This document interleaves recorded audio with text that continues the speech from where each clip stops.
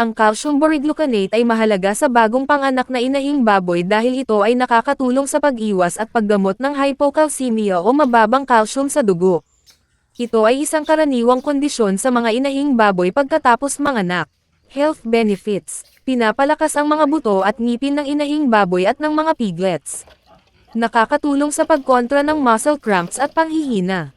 Pinapabuti ang mammary glands na mag-produce ng maraming gatas para sa mga sumususong piglets. Nakakatulong sa pag-iwas ng mga komplikasyon sa pagbubuntis at panganganak. At marami pang ibang benepisyo.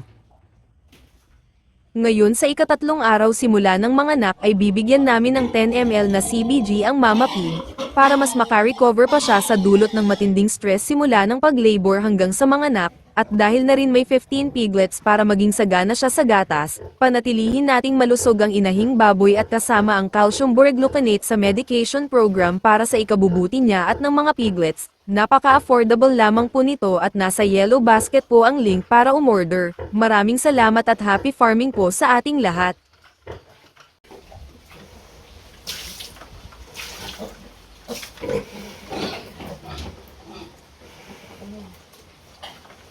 Ano ba?